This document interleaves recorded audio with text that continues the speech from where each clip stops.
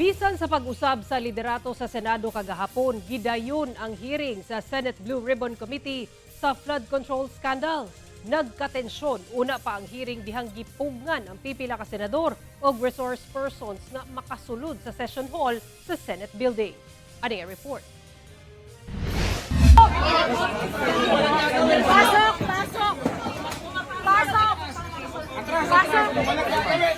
Nagkatensyon sa entrada sa session hall sa Senate building dihang gipugna ni Interior Secretary John Vic Remulla, sila Senador Pia Cayetano, Chairperson sa Senate Blue Ribbon Committee, ug Senador Robin Padilla, ug ang ilang resource persons nga mosulod sa session hall alang sa Senate hearing sa flood control scandal karong adlaw sa Senate Blue Ribbon Committee.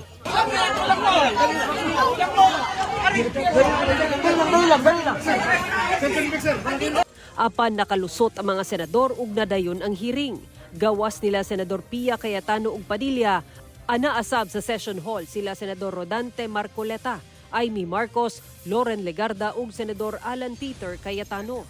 Kiniluyo sa giingon ni Acting Senate President Sherwin Gatchalian nga walay hearing ang komite karong adlaw human sa pagkansela niini sa bag-ong chairman sa komite nga si Senador Erwin Tulfo ug sa Lunes na unta himuon. Mihangyo daw si Gatchalian ug tabang kang Remulla aron masiguro ang seguridad sa Senado. Bisa na sa mga kakulian ug duha ka nagpailang liderato sa Senado, miabot sa hearing sa Blue Ribbon Committee ang 18 ka kanhi Marines uban kang Attorney Levy Baligod. Apan wala dayon kini sila makasulod sa session hall sa Senado. Nakasulod lang sila human gisundo ni Senador Pia Cayetano ug Senador Robin Padilla. Matud ni Attorney Baligod nga nakadawat sila og abiso gikan kang Senador Erwin Tulfo nga kanselado ang hearing karong adlaw. Apan giila daw nila ang liderato ni Senador Pia Cayetano isip chair sa Blue Ribbon Committee ug Senate President Alan Peter Cayetano. Dati ay nagnanakaw lamang sila ng pera sa kaban ng bayan. Ngayon o kahapon ay meron ding nagnakaw ng kapangyarihan. Base sa sworn affidavit sa 18 ka ex-Marines, gibulgar niini ug gidetalye ang ilang pag-deliver og mga maleta nga kwarta ang sulod sa pipila ka senador ug kongresista. Babanggitin ko na, salita nyo naman ito eh. Ito yung mga nag-deliver po kami mismo sa bahay ng ilan sa HOR at yung iba kinuha nila sa Unit 8 o Unit 9 ng Polo Club Townhouse, Forbes Park. Sila yung mga sumusunod.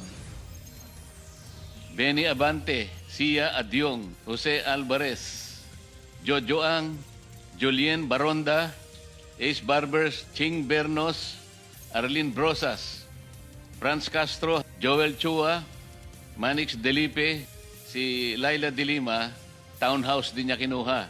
Dan Fernandez, Janet Garin, Dong Gonzales, Jay Konghun, Jerbil Luistro, Raul Manuel, Sandro Marcos, Forbes Park, Paulo Ortega, Joseph Paduano, Stella Kimbo, JJ Suarez, House of Representatives, Erwin Tulfo. Una ang maong hearing, gipanawagan ni Gatchalian sa iyang mga kaubang senador nga mobalik na sa trabaho. Mibarug sab siya nga nasubay sa konstitusyon ang pagsesyon nila kagahapon. All the proceedings ay in full view of the public and compliant with our Constitution. Nagtatrabaho na ang Senado at importante ngayon ay buo ang Senado. Alas 10 sa buntag kaganina, gimando ni Gatchalian ang work from home setup alang sa mga empleyado sa Senado. Apan una nang namarog si Senador Alan Peter Cayetano ug wala siya'y intensyong ilhun ang reorganization sa Senate leadership. Senator Win, Lucian, ingat kayo dyan.